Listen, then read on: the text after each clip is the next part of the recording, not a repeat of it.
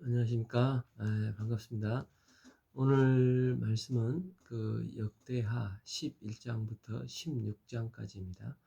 요절 말씀은 역대하 14장 2절에서 4절 말씀. 아사가 그의 하나님 여호와 보시기에 선과 정의를 행하여 3절 이방 제단과 산당을 없애고 주상을 깨뜨리며 아세라상을 찢고 4절 유다 사람에게 명하여 그 조상의 하나님 여호와를 찾게 하며 그의 율법과 명령을 행하게 하고. 이제 우리는 10장에서 르호보암이 어리석은 짓을 하였다는 것을 보았습니다. 세금을 더 올리겠다고 하면서 나라가 이제 남북으로 갈라지게 되었습니다. 이때부터 역대기에서는 남유다의 포인트를 맞추어 기록을 하고 있습니다. 이 역대기서가 기록된 시점에서 북이스라엘은 이미 민족 자체가 사라져 버렸습니다. 그 후손들도 혼혈 민족인 사마리아인이 되어 거주하였기 때문에 기록할 사람이 없었습니다. 11장 1절 르호보암이 남북으로 나라가 갈라지고 나서 북쪽에 있는 여로보암의 지파들이 남유다를 공격하려고 하니까 화가 나서 예루살렘에서 유다와 베냐민 족속을 모아 북쪽 지파를 치려고 택한 용사가 18만 명, 이스라엘과 이제 싸워 나라를 회복하여 르호보암에게 돌리려고 하더니 2절 여호와께서 말씀하셔 하나님의 사람 스마야에게 임하여 4절 여호와께서 이같이 말씀하시기를 너희는 올라가지 말라. 너희 형제와 싸우지 말고 각기 집으로 돌아가라. 이 일이 내게로 말미암아 난 것이라 하셨다 하라. 이렇게 말씀을 하셨습니다.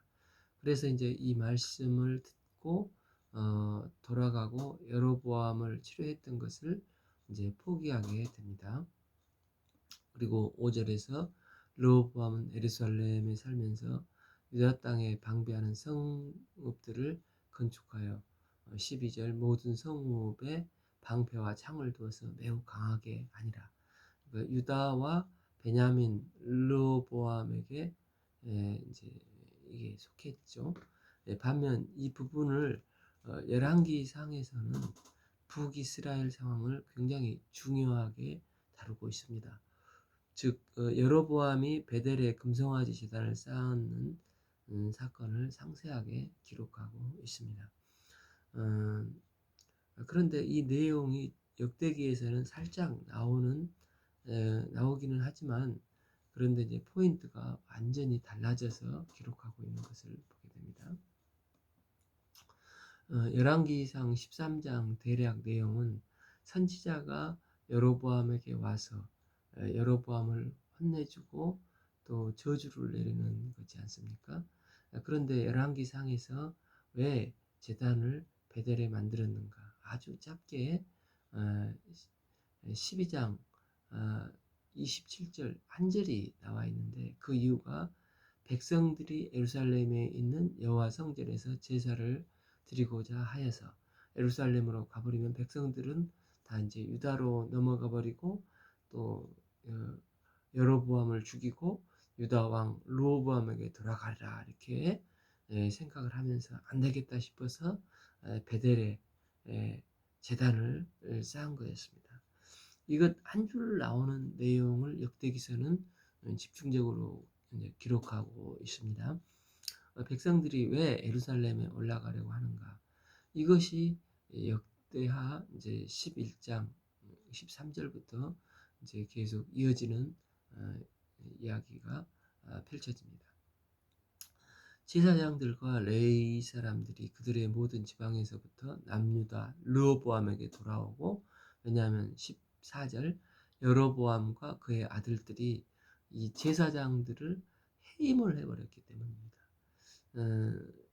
15절 여로보암이 여러 산당과 순념소 우상과 자기가 만든 송아지 우상을 위하여 여로보암이 친히 제사장들을 따로 세우는 것입니다. 그렇게 해놓고 백성들도 이제 예루살렘으로 못 올라가게 베델에 제단을 쌓고 16절 이스라엘 모든 지파 중에 마음을 굳게 하여 이스라엘 하나님 여호와를 찾는 자들이 레위 사람들을 따라 예루살렘에 이르러 그들의 조상들의 하나님 여호와께 제사하고자 한지라. 즉 열왕기만 보면은 여로보암의 입장에서 서술이 되니까 북이스라엘에 있는 사람들이 얼마나 유다로 이제 올라왔는지 잘 모릅니다. 그리고 그런 사람들이 별로 없는 것처럼 보이기도 하지만 음, 어, 백성들이 예루살렘에 가기도 전에 이제 여로보암이 이 베델에 제단을 쌓아가지고 이제부터 거기 갈 필요가 없어. 곳에서 예배를 드린 것처럼 여기에서 예배를 드려도 해. 그리고 베델에 신당을 만들어 놨습니다. 그러나 역대기는 이게 뭘 보여주고 있냐면 여로보암이 비록 그렇게 베델에 제단을 쌓을 수밖에 없는 이제 위기의 실체로 이스라엘의 수많은 사람들이 여호와를 찾기 위하여 이렇게 했었지만 이제 예루살렘으로 향했다는 것입니다. 특히 베델 제단을 쌓은 후에 오히려 더더욱 레위인들 또 제사장들 신실한 자들이 예루살렘을 향해 갔는데 이 주기가 무려 3년간 이루어졌다고 말씀을 증거하고 있습니다. 나중에 이제 북이스라엘의 10개 지파는 다 아수르로 멸망당하고 남유다만 살아남지 않습니까? 그러니까 신약 성경의 북이스라엘은 혼혈 족속이 되었으니까 이제 완전히 없어져야 하는데 신약 성경에도 뭐 아셀 지파 안나 그러니까 예수님께서 태어났을 때 그 안나 있지 않습니까? 이게 나오는 것을 보고 또 아주 극소수이긴 하지만 신실하게 열 북이스라엘 지파들이 이어져 내려오는 지파들이 있는 것을 보게 됩니다. 그러니까 역대기를 보는 사람들로 하여금 우리 조상들이 북이스라엘이 그렇게 이제 멸망했을지라도 여호와를 앙망하여 예루살렘으로 올라온 이런 믿음의 선진들이 지금 있구나 이런 것을 보여주고 싶은 것이라고 할 수 있겠습니다. 르호보암이 열왕기 상에서 보면 별로 나오는 내용도 없고 또 나쁜 왕의 이미지로 나옵니다만 역대기서에서는 24절, 23절 보면 르호보암이 지혜롭게 행하여 그 모든 아들을 유다와 베냐민의 온 땅의 견고한 성읍에 흩어 살게 하고 양식을 후해주고 아내를 많이 구하여 주었더라. 이렇게 북이스라엘에서 여호와 하나님만을 섬기고자 내려온 사람들에게 잘 해줬다는 것입니다. 마치 이제 우리 6.25 때 신앙의 자유를 찾아서 월남한 기독교인들이 많이 있지 않습니까? 이런 분들을 땅을 주고 양식도 주고 또 국가적인 차원에서 또 결혼도 주선해 주고 르호보암이 이런 일을 했다는 것을 볼 수가 있습니다. 그러니까 르호보암의 그냥 나쁜 왕인 줄만 알았는데 의외의 모습도 있습니다. 22절 르호보암은 미가야의 아들 이제 아비야를 후계자로 세웠으니 그의 형제들 가운데 지도자로 삼아 왕으로 세우고자 합니다. 그게 이제 22절 이제 12장 2절 애굽의 시삭이 예루살렘을 침공합니다. 이에 병거가 1200대요 마병이 6만 명이요 애굽에서 그와 함께 온 백성이 리비아 숲과 구스 사람이 헤아릴 수 없이 많았습니다. 이 내용도 역시 열왕기서에서는 기록하기는 합니다만 애굽 왕 바로 쇼센크 2세라고 역사적으로 말하는데 우리 발음으로는 이제 시삭입니다. 열왕기 14장에서 시삭이 침공에 빼앗긴 이야기만 하게 됩니다. 그런데 이 역대하에서는 시삭이 다 빼앗아 갈 때 선지자 스마야가 너희가 여호와를 버렸기 때문에 이 일이 벌어졌다 말합니다. 5절 그때 유다 백성들이 시삭의 일로 예루살렘에 모였는지라 선지자 스마야가 여호와께서 이같이 말씀하시기를 너희가 나를 버렸으므로 나도 너희를 버려 시삭의 손에 넘겼노라. 6절 르호보암과 지도자들이 이를 통해 회개를 하게 됩니다. 이에 이스라엘 방백들과 왕이 스스로 겸비하여 이르되 여호와는 의로우시다 하며 7절 여호와께서 그들이 스스로 겸비함을 보신지라 여호와의 말씀을 스마야에게 임하여 이르되 그들이 스스로 겸비하였으니 내가 멸하지 아니하고 저희를 조금 구원하여 나의 노를 시삭의 손을 통하여 예루살렘에 쏟지 아니하리라. 그러니까 하나님께서는 르호보암이 스스로 겸비하여 회개한 것을 보시고 이제 비록 9절 이제 애굽의 시삭이 올라와서 예루살렘을 치고 여호와의 전 보물 왕궁의 보물을 모두 빼앗아 이제 솔로몬의 영화의 상징이었던 큰 방패도 그때 빼앗겨 버렸습니다. 이제 10절 르호보암 왕이 이제 금 방패 대신에 노스로 든 방패로 만들어 이제 국문을 지키는 경호 책임자들의 손에 맡기는 이제 초라한 상황으로 이제 됐지만 12절 르호보암이 스스로 겸비하고 유다에 선한 일도 있으므로 여호와께서 노를 돌이키사 다 진멸하지는 아니하셨다고 말씀하고 있습니다. 그러니까 이제 애굽에서 시삭이 침공했을 때 왜 다 멸망하지 않았느냐? 열왕기서에서는 그냥 빼앗기고 끝난 것으로 나오는데 역대기서에서는 확실히 말해주는 그래도 막판에 회개했기 때문에 살아났다는 것입니다. 여기서도 르호보암은 결론적으로 악한 이제 왕으로 기록됩니다. 그렇지만 꼭 그런 부분만이 아니라 보충된 부분도 있었다. 이렇게 기록하고 있습니다. 14절 르호보암이 악을 행하였으니 이는 그가 여호와를 구하는 마음을 굳게 하지 아니함이었더라. 이제 16절 르호보암이 그의 조상들과 함께 누움에 다윗성에 장사되었고 그의 아들 아비야가 그들을 대신하여 왕이 되었더라. 13장 1절에서 이제 북왕국의 여로보암이 18년째 남유다에는 아들 이제 아비야가 왕이 되고 2절에서 남북이 서로 싸우게 됩니다. 3절 아비야는 싸움을 용감한 군사 40만 명을 택하여 싸움을 준비하여 여로보암의 큰 용사 80만 명을 택하여 서로 이제 자웅을 겨루는 대진을 합니다. 이 싸움 자체가 열왕기서는 크게 다루지 않는 부분인데 이 전투에서 아비야가 승리를 하게 됩니다. 남유다의 승리의 요인은 무엇이었습니까? 남유다는 하나님을 끝까지 신실하게 따르는 자들이었음을 이 전투를 통해서 볼 수가 있습니다. 4절 여로보암과 이스라엘 무리들아 들으라. 5절 이스라엘의 하나님 여호와께서 소금 언약으로 이스라엘 나라를 영원히 다윗과 그 자손에게 주신 것을 너희가 알 것이냐. 6절 다윗의 아들 솔로몬의 신하 느밧의 아들 여로보암이 일어나 자기의 주를 배반하고 7절 남봉꾼과 잡배가 모여 따름으로 스스로 강하게 되어 솔로몬의 아들 르호보암을 대적하였으나 그때 르호보암이 어리고 마음이 연약하여 그들의 입을 능히 막지 못하였느니라.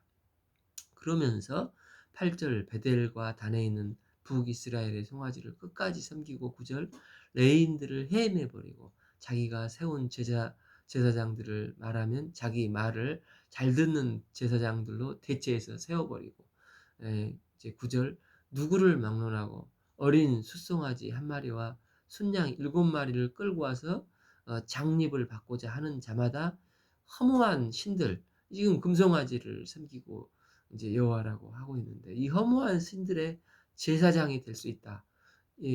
이런 가짜 신앙을 가졌다면 남유다는 그래도 이제 물론 악하지만 10절 신실하게 하나님을 따르는 자들이 있었다.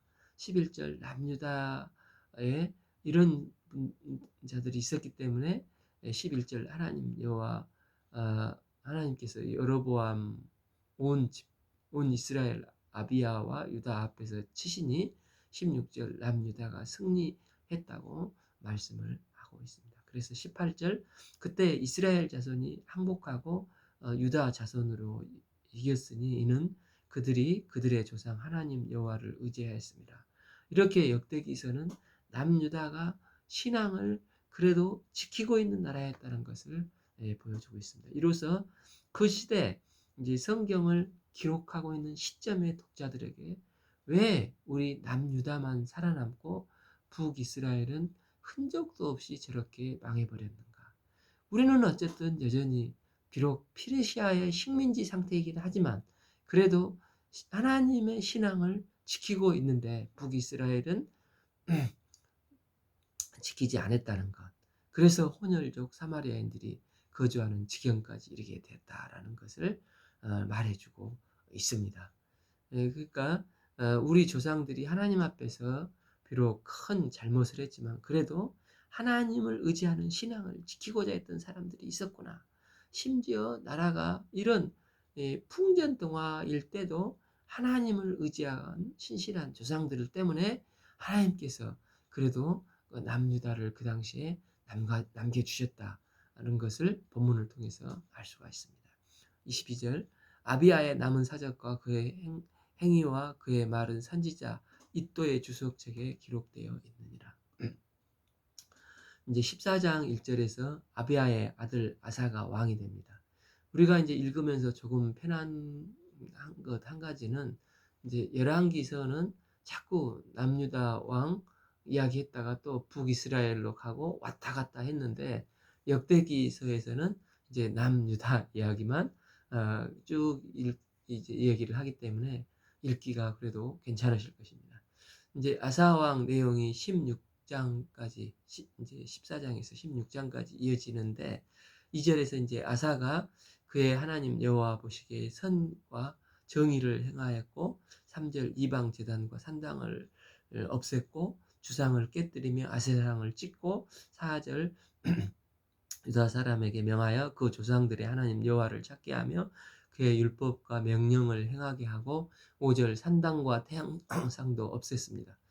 열왕기상에서는 이러한 그냥 선한 왕으로 나오기도 하지만 분량이 매우 작고 거의 이제 조연급 엑스트라급이었는데 여기서는 3장에 걸쳐서 이제 이사 왕을 서술하고 있습니다.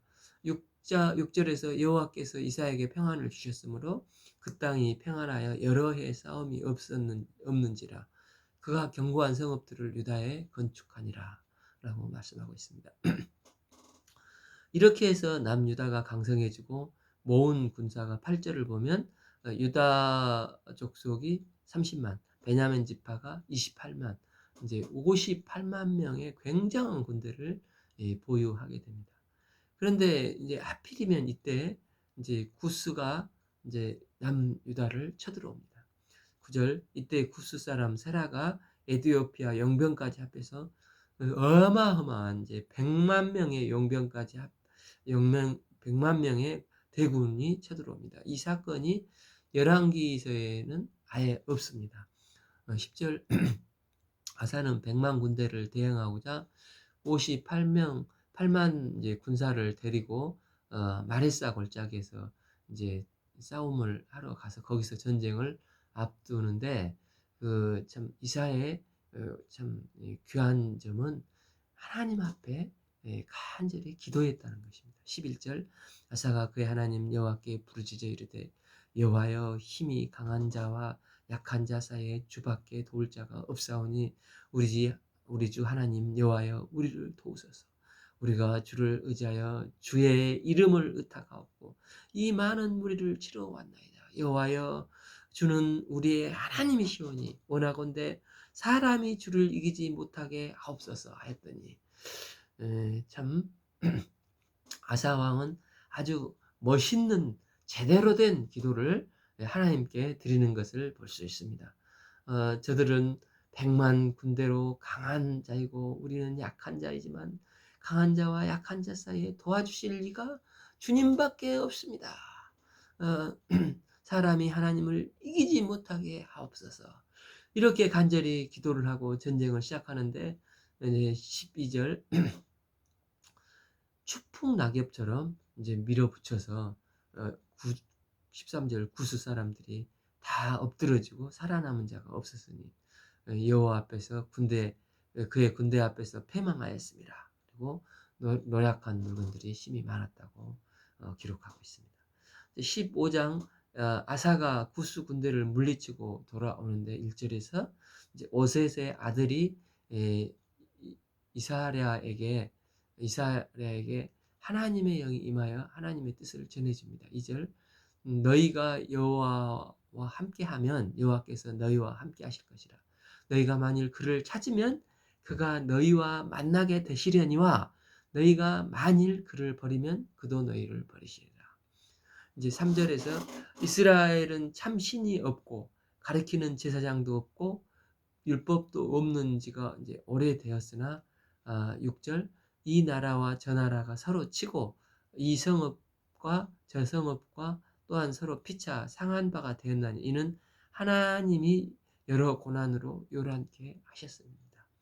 7절 그런즉 너희는 강하라 너희의 손이 약하지 않게 하라 너희의 행위는 상급이 있음이라 아니라 이렇게 선지자가 이제 예언을 해주니까 아사가 이 8절에서 우리는 하나님을 찾겠습니다. 이렇게 남유다는 고백을 합니다. 이 아사가 이 말 곧 선지자 오뎃의 예언을 듣고 마음을 강하게 하여 가증한 물건들을 이제 유다와 베냐민 온 땅에서 이제 제하여 버리고 또 이제 에브라임 산지에서 빼앗은 성읍들에서도 이제 없애버리고 여호와의 낭실 앞에 있는 여호와의 제단을 재건을 합니다.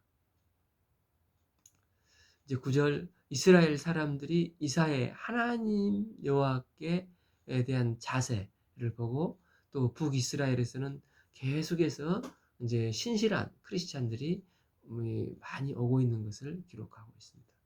또한 이제 열왕기서에서도 짧게 나오는데 아사가 자기 어머니가 아세라 우상 숭배를 합니다. 16절 아사 왕의 어머니 마아가 아세라의 가증한 목상을 만들었으므로 아사가 그의 이제 태우의 자리를 폐위시켜 버립니다. 그리고 그의 우상을 찢고 빻아서 기드론 시내가에 불살라 버렸습니다.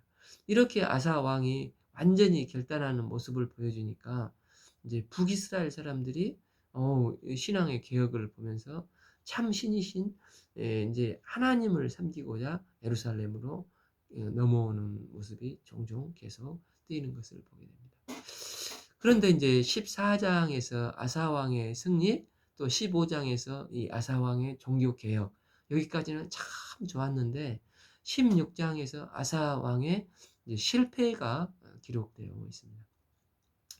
열왕기서에서는 이 부분이 제일 길게 기록하고 있습니다. 이제 1절 아사왕 이제 제 36년에 북이스라엘 왕 바하사가 유다를 치러 올라와서 라마를 건축하여 사람들이 이제 종교의 자유를 찾아서 북이스라엘 사람들이 이제 예루살렘 남유다에게 왕래하는 것을 근본적으로 차단을 하고자 이제 바이사가 위기의식을 느끼고 이제 라마에 아마 문을 건축해서 길을 차단을 한 것 같습니다.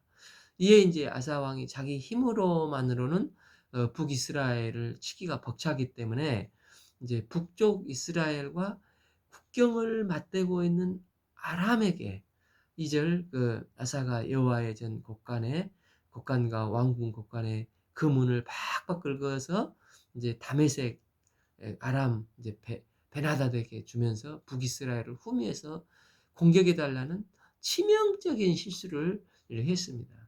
이제 4절 베나닷이 아사 왕의 말을 듣고 그의 군대 지휘관을 보내고 이스라엘 성들을 치되 이제 이온과 단과 아벨마임과 납달리 모든 고성들을 치더니 그때 이제 하나님 선지자가 당신 여호와 의지하지 않고 있다. 그리고 강하게 질책을 합니다.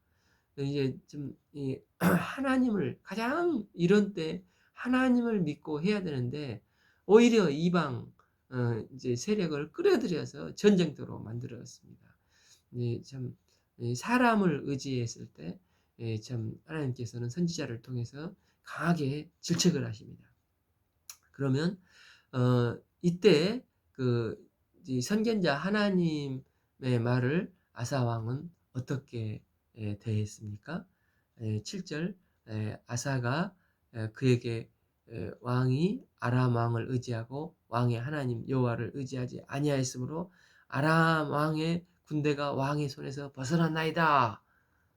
이제 그 8절 쿠스 사람과 룹 사람의 군대를 상대할 때 당신이 하나님 여호와를 의지하였으므로 여호와께서 왕의 손에 그들을 넘겼지 않습니까? 9절 여호와의 눈은 온 땅을 두루 감찰하시고 전심으로 자기에게 향하는 자들을 위하여 능력을 베푸는 자이십니다. 이 일을 왕이 망령되게 행하였은즉 이후부터는 왕에게 전쟁이 있으리라. 하나님은 온 땅을 두루 감찰하시고 전심으로 자기에게 향하는 자들을 위하여 능력을 베푸는 분이십니다. 그래서 이렇게 이제 목숨을 걸고 이제 그 왕에게 직언을 합니다. 그런데 이 아사 왕이 이제 저기 다윗 왕은 이 밧세바 사건 때 하나님 앞에 내가 잘못했습니다. 이렇게 회개하고 돌이키지 않습니까? 그런데 이상하게 아사 왕이 마음이 변한 것 같습니다. 10절 아사가 노하여 선견자를 옥에 가두었으니 이는 그의 말에 크게 노하였으며 그때 아사가 또 백성 중에서 몇 사람을 학대하면서 아사가 이렇게 끝판에 자기 의를 내세우고 자기 고집을 내세우고 참 자기 경험과 연륜을 끝까지 그때 내세우면서 하나님을 의지하지 않을 때 좋지 않게 끝나는 것을 보게 됩니다. 우리가 여기서 배우는 것은 무엇입니까? 정말 신앙은 처음이 중요합니다. 또 중간이 중요합니다. 그러나 사도 바울이 여기에 있었던 선한 싸움 다 싸우고 달려갈 길을 마치기까지 끝까지 하나님을 경배하며 하나님을 따르는 신앙이 정말 중요합니다.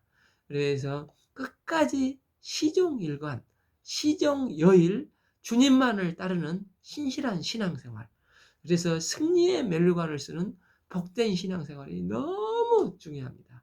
우리가 하나님 나라에 가기까지 겸손히 자기의 경륜과 자기의 연륜을 의지하지 아니하고 오직 말씀을 앞세워서 먼저 그의 나라와 의를 구하는 복된 삶을 통해서 하나님 나라에 가서 자라했도다. 착하고 충성된 종아, 이렇게 주님의 품에 안겨서 주님의 도우심을 은혜를 덧입는 놀라운 은혜를 덧입기를 간절히 기도합니다.